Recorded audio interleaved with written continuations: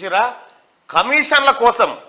కమిషన్ల కోసం వీళ్ళు ఎట్లా కొనబోతా ఉన్నారు ఏం కథ అనేది. 5 రూపాయల యూనిట్ ఉంటే 20 రూపాయల యూనిట్ అట్లా పెట్టుకున్నారు వీళ్ళు. ఈ రకంగా తెలంగాణ ప్రజలారా మనని మొత్తం లూడి చేసింది ఈ ముఠ. నేను ఎప్పుడు చెప్పిన ఈ మాట 4 సంవత్సరాల క్రితం ఈయన కరెంటు దోపిడీ మీద ఎపిసోడ్ చేసిన కాళేశ్వరం కథ వ్యవహారం అంతా మీరు ఒకసారి వీలైతే అది చూసుకోండి, అన్ని ఒకసారి చూడండి, మీకు కంప్లీట్ గా పిక్చర్ అర్థమవుతుంది ఏం చెప్పినాం అనేది, వీళ్ళు ఎట్లా దోషిరు అనేది. రూపాయిన్నరకు దొరికేటువంటి కరెంటును 9 రూపాయలు పెట్టి కొనుక్కొస్తాడా ఎవడన్నా? అంగట్ల టమాటా 10 రూపాయల కిలో దొరికేది ఉంటే 100 రూపాయల కిలో కొనుక్కొస్తాడా ఎవడన్నా? ఇక కరెంటు గట్లే కొనుక్కొచ్చి గిట్ల చేసిరు అన్నట్టు మొత్తం సర్వనాశనం. కేసీఆర్ ప్రభుత్వం పుణ్యం అంటూ విద్యుత్ సంస్థలన్నింటిపై ఏకంగా 1.14 లక్షల కోట్ల భారం మోపింది. ఈ పాపమంతా అప్పటి సీఎం కేసీఆర్ తో పాటు విద్యుత్ శాఖ మంత్రి జగదీశ్వర్ రెడ్డిదే అని చెప్పడంలో ఎలాంటి సందేహం లేదు. ఎందుకంటే డిమాండ్కు తగిన విద్యుత్తును ఉత్పత్తి చేయకుండా ఆర్భాటాల కోసం 24 గంటల ఉచిత విద్యుత్ అంటూ ప్రజల నెత్తి మీద పెద్ద శటగోపనం పెట్టారు. జిల్లాలోని డిఈ స్థాయి అధికారుల దగ్గర నుంచి సీఎండీల వరకు తమకు అనుకూలంగా వ్యవహరించే దొంగల్ని పెట్టుకొని ప్రజలకు వాస్తవాలు తెలియకుండా మేనేజ్ చేశారు. ఫలితంగా విద్యుత్ సంస్థలు భ్రష్టు పట్టిపోయాయి. చివరకు పంపిణీ చేసిన కరెంటుకు సైతం ప్రభుత్వ సంస్థలు వినియోగదారుల నుంచి బిల్లులు వసూలు చేయడంలో బీఆర్ఎస్ ప్రభుత్వం ఘోరంగా విఫలమైంది. మరోవైపు విద్యుత్ ఉత్పత్తి ప్రాజెక్టు నిర్మాణాల పేరుతో అసలేం జరిగిందో వారికైనా స్పష్టత ఉందో లేదో వారికే తెలియాలి. డిమాండ్ తగ్గ ఉత్పత్తి ఏ రోజు చేయలే. ప్రజలారా మీకు ఒక్కసారి నేను క్లియర్ గా వివరించే ప్రయత్నం చేస్తా ఈ విద్యుత్ కు సంబంధించి. ఎందుకంటే ఇవాళ స్వేదపత్రం అనేది నటపి దుకాణం పెట్టిండు కదా, చెమటపత్రం అట చెమట ఒడిసిరట అయ్యా కొడుకులు. ఇప్పుడు కేసీఆర్ 24 గంటల కరెంట్ అన్నాడు, ఉచిత కరెంట్. ఇంకా దీని పేరు ఈ ఉచిత కరెంట్ అంటే ఏంది? ఉచిత కరెంట్ అంటే ప్రభుత్వము, రైతులు, ఇటు డిస్కంలు ఇవి కదా. అంటే ఉచిత కరెంట్ అంటే ఏంది? ప్రభుత్వము ఈ డిస్కంల దగ్గర ప్రభుత్వం కరెంటు కొని కరెంటుకి అయ్యే పైసలన్నీ డిస్కంలకు కట్టి ఈ కరెంటును రైతులకు ఇస్తే ఇది ఉచిత కరెంటు. కానీ కేసీఆర్ ఆడిన డ్రామా ఏంటంటే ఈ ఉచిత కరెంటు స్కీమ్ స్టార్ట్ చేసినప్పటి నుంచి డిస్కంల దగ్గర కరెంటు తీసుకుండు కానీ వాళ్ళకి పైసలు కట్టలే. అది డిస్కంల దగ్గర కరెంటు తీసుకుండు కానీ వాళ్ళకి పైసలు కట్టలే.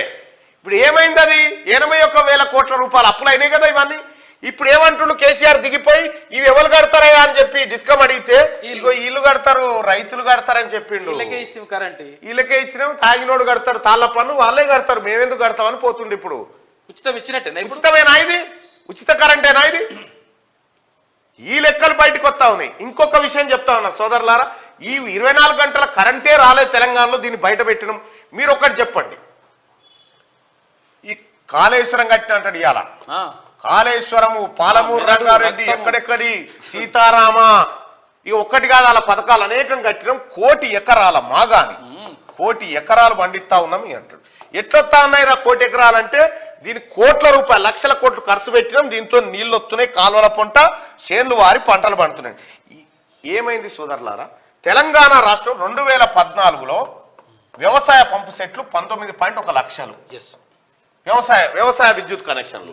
2000 కేసీఆర్ చేతుల నుంచి మనం 23 నాటికి ఏమైంది? ఇది 29 లక్షలు అయింది. అంటే మోటార్లు సంఖ్య పెరిగింది. మరి కాలువలతో నీళ్ళు వస్తే మోటార్లు తక్కువ కావాలి కానీ ఎట్లా పెరిగినాయి? మరి 10 లక్షల మోటార్లు ఎట్లా పెరిగినాయి? ఇప్పుడు కాలువలతో నీళ్ళు వస్తుంటే ఎవడన్నా కరెంట్ మోటార్ కొనుక్కుంటాడా? చక్కగా చేర్లకే వస్తుండగా చెరువు కింద చెరువు పార్కం ఉంటుంది, ఎవరైనా మోటార్ పెడతాడా? బోర్ ఎత్తాడా ఎవడన్నా? నీళ్ళు వచ్చినాక మరి ఈ నీళ్ళు ఎటు పోయినట్టు? ఈ మోటార్ల సంఖ్య ఎందుకు పెరిగినట్టు? ఇప్పుడు మోటార్లు 19 లక్షల మోటార్లు పోయి ఇది 4 లక్షలకు 3 లక్షలకు వచ్చిందంటే అవి నిజం కాలువలతో వస్తున్నాయి కాబట్టి మోటార్లు ఎవరు పెట్టుకుంటలేరని చెప్పాలి. ఈ కాలువలతో నీళ్ళు వచ్చిన తర్వాత 24 గంటల కరెంట్ ఎందుకు?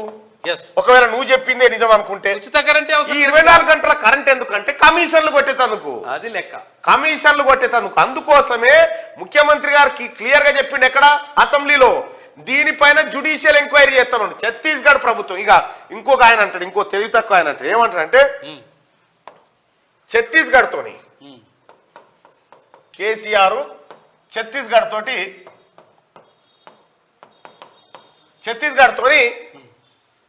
ఒప్పందం చేసుకుండు. ఆ ఒప్పందం సంగతి ఏం దొరికేనా ప్రజలారా? 1000 మెగావాట్ల విద్యుత్తును ఛత్తీస్గఢ్ ప్రభుత్వం తెలంగాణకు సప్లై చేసేటట్టు పెట్టుకుంటే ఏంటంటే ఇంకా దీనికి ఒప్పందం ఏందనుకుంటున్నావు, బయట మార్కెట్లో తక్కువ దొరుకుతుంది. బయట మార్కెట్లో 2.5-3 రూపాయలకే యూనిట్ దొరుకుతుంటే ఈడికి పోయి 9 రూపాయలకు కొనుక్కొచ్చిండు. అది ఎందుకు? వీళ్ళతోని ఒప్పందం చేసుకొని ఇక్కడ కమిషన్లు కొట్టేందుకు కేసీఆర్ కుటుంబం కేవలం కమిషన్ల కోసమే ఈ డ్రామా ఆడిలు. ఇక్కడ మళ్ళీ ఈ 1000 మెగావాట్లు నువ్వు వాడినా వాడకపోయినా నేను పైసలు ఇస్తా, మేము వాడుకున్నా వాడుకోకపోయినా ప్రతి నెల 1000 మెగావాట్ల కడతానే ఉంటాం మేము పైసలు అని చెప్పిండు. ఇక వాళ్ళకి అట్లా అది కథ. ప్రతి నెల కట్టి 100,000 కోట్ల రూపాయలు ఇట్లా నాశనం చేశారు. ఇక ఇంకొక ఆయన అంటాడు, ఛత్తీస్గఢ్ ఏ ప్రభుత్వం ఉందా కేసీఆర్ అంటున్నాడు. ఛత్తీస్గఢ్ లో కేసీఆర్ అగ్రిమెంట్ చేసుకున్న నాటికి ఉన్న ప్రభుత్వం బీజేపీ గవర్నమెంట్, రమణ్ సింగ్ ముఖ్యమంత్రి అప్పుడు. ఈ లెక్కలన్నీ మేమంతా కలిసి ఛత్తీస్గఢ్ కు రైతాంగాన్ని తీసుకపోతే భూపేష్ బఘేల్ గారు ఏది మొన్నటి దాకున్నటువంటి ముఖ్యమంత్రి గారు స్వయాన నాకు చెప్పిండు మీ ఓడు పైసలు ఇవ్వాలి ఇస్తలేడని. మా బకాయి అట్లనే ఉందని చెప్తే మా ఓడు నాశనం చేసాడు సార్ ఇప్పుడేం గెలకకూరు అని చెప్పి. రైతులారా మీరు బాగా ఆలోచన చేయండి. ఎవడన్నా ఇప్పుడు వస్తువు మనం తీసుకుంటే పైసలు కట్టాలి, వస్తువే రానప్పుడు పైసలు ఎట్లా కట్టాలి? కానీ కడతా అని చెప్పి అగ్రిమెంట్ చేసుకుంటు కేసీఆర్. ఎందుకంటే కమిషన్ కావాలి, నేను వాడకపోయినా నీకు 1000 మెగావాట్ల కడతా, నాకు వచ్చేది నాకు వస్తుంది, నీకు వచ్చేది నీకు వస్తుంది. ఎవ్వరి కాడు పుట్నాలు బుక్క దంచుకొని బుక్కిరు కథం. అది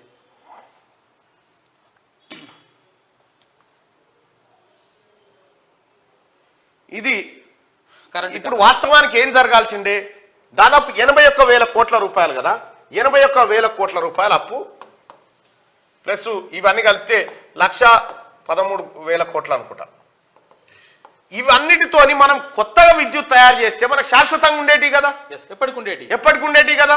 అవి చేయలే. అవి చేస్తేందుకు భద్రాద్రి థర్మల్ పవర్ ప్లాంట్ పెడితే ఏమైంది, ఆడ ఏ బొగ్గు ఈయన ఇండియా బుల్స్ కంపెనీ ఆ 3rd జనరేషన్ సంబంధించినటువంటి కోమటిరెడ్డి వెంకటరెడ్డి గారు చెప్పారు అసెంబ్లీలో, ఆ చెడిపోయిన సమానంతో ఆడ గడతా అని పోయిండు. ఇండియా బుల్స్ దగ్గర కమిషన్లు కొట్టిండు, ఇటు ప్రభుత్వం దగ్గర కొట్టిండు, అన్నిట్లలో కొట్టిండు. కొట్టిన తర్వాత ఈయన కొత్తగా విద్యుత్ ఉత్పత్తి చేయకపోగా ఇప్పుడు ఆ థర్మల్ పవర్ ప్లాంట్ దేంతో నడుతుంది అనుకుంటారు? జపాన్ ఈ బొగ్గు కాదు, మన సింగరేణి బొగ్గుతో కరెంట్ కాదు, అది జపాన్ బయట దేశాలకి రావాలి. అటువంటి సామర్థ్యం కథ పెట్టిండు దుకాణం సారు, బాగా కాస్ట్లీ.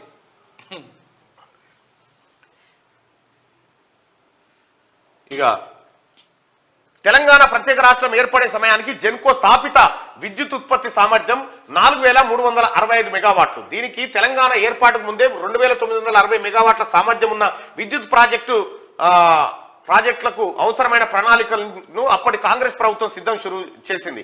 దీంతో రాష్ట్రం ఏర్పాటు తర్వాత అవి ఉత్పత్తి చేయడం మొదలుపెట్టాయి. ఇంతవరకు బాగానే ఉంది. కానీ బీఆర్ఎస్ అధికారంలోకి వచ్చాక కేవలం 1,080 మెగావాట్ల భద్రాద్రి థర్మల్ పవర్ ప్రాజెక్టును మాత్రమే పూర్తి చేసింది. ఈ ప్రాజెక్టు పూర్తి కావడానికి సైతం సుదీర్ఘ కాలం పట్టింది. అయితే ఈ నిర్మాణంలో ప్రమాణాలకు విరుద్ధంగా సబ్ క్రిటికల్ ఇప్పుడు పనిచేయదా టెక్నాలజీ, అది ఆ టెక్నాలజీ పెట్టి ఆ టెక్నాలజీ ఎందుకంటే ఇక్కడ ఇప్పుడు అసలు విషయం ఏంటంటే ఇండియా బుల్స్ అంటోడు కంపెనీ, ఇండియా బుల్స్ కంపెనీ ఏం చేసిందంటే వీడు ఒక తాన విద్యుత్ పవర్ ప్లాంట్ కట్టడం కోసం వానికి కావాల్సిన సమాన్ బిహెచ్ఈఎల్ కు ఆర్డర్ చేసిండు. భారత్ హెవీ ఎలక్ట్రికల్స్ లిమిటెడ్ అనే కంపెనీ ఉంది కదా, దానికి ఆర్డర్ చేసిండు ఇండియా బుల్స్ కంపెనీ.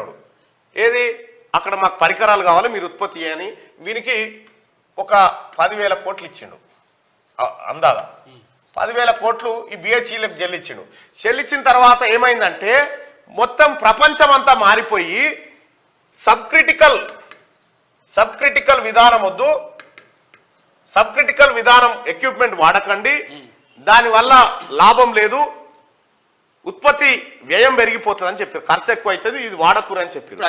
చెప్తే ఏమైంది, అయితే ఈ సబ్ క్రిటికల్ ద్వారా వచ్చేటువంటి వాడకని చెప్పిన తర్వాత ఏం చేసినంటే వీడు ఇండియా పులిసోడు అది కాదు వద్దంటారు మరి నా పైసలు నాకి అని అన్నాడు బిహెచ్ఎల్ని ఏమన్నాడు ఇక మరి అది వద్దంటారు కదా నా పైసలు నాకి అంటే నీ పైసలు నీకెట్టిస్తావురా నువ్వు గమ్మత్తున్నావు మేము మాకు ఆర్డర్ ఇచ్చినావు అయిపోయా మేము సమాన్ తయారు చేస్తాం ఏం చేయాలి మేమేం చేసుకోవాలి సమాన్ అని వీళ్ళు అన్నారు వీళ్ళు అనగానే ఈయనేం చేసిండు ఎరికేనా నేను బక్రగాని పట్టుకొస్తా ఆ బక్రగానికి ఇది అంటగడదాం నా పైసలు నాకు ఇస్తామంటే ఇత్తపో అన్నాడు ఆ బక్రగాడు ఎవరంటే కేసీఆర్ మనల్ని బక్రాలను చేసి ఏం చేసిందంటే ఈ ఇండియా బుల్సోడ్ ఇడిచిపెట్టినటువంటి వస్తువులను నేను తీసుకుంటా అని పోయాడు నేను తీసుకుంటా అని పోయి అక్కడ బిహెచ్ఎల్ ఈ ఇండియా బుల్సోడ్కి ఇక్కడ పైసలు కట్టిండు ఈ పైసలు ఇక్కడ రాగానే 10,000 కోట్లు ఇందులో 5,000 కోట్లు కేసీఆర్ కుటుంబం కొట్టేసింది ఆయనకి 5,000 కోట్లన్నా వాపసు వచ్చినాయి కదా అది కొట్టేసిన తర్వాత ఏందా టెక్నాలజీ అంటే ఇది బయటనేమో రూపాయి పావులో 2 రూపాయలకు యూనిట్ తయారవుతుంటే ఈడ 6 రూపాయలు 7 రూపాయలకు తయారవుతాయి యూనిట్ సోడిగా ఇటువంటి కథ ఇది వీడికి కావాల్సింది మళ్ళా విదేశీ బొగ్గు కావాలి ఇక్కడ బొగ్గు మన సింగరేణి బొగ్గు పనికిరాదు దీనికి విదేశీ బొగ్గు పాత ఏది ఈ ఇంత కరెంటు యుగంలో ఆయిల్ ఇంజన్ పెట్టుకున్నట్టు అన్నట్టు అంతే ఇంత కరెంటు ఆయిల్ ఇంజన్ పెట్టి గా కథ అన్నట్టు ఆయిల్ ఇంజన్ పెట్టుకున్న కథ కాడికి తెచ్చిండు సార్ ఇగో ఈ రకంగా కొట్టేసిండు ఈ విద్యుత్ రంగం మీదనే ఈ లెక్కలన్నీ బయటకు వస్తే ఇప్పుడు ఇజ్జలు పోతుంది సార్కు ఈ లెక్కలన్నీ బయటకు వచ్చినందుకు గంత దుర్మార్గుడు మూర్ఖుడు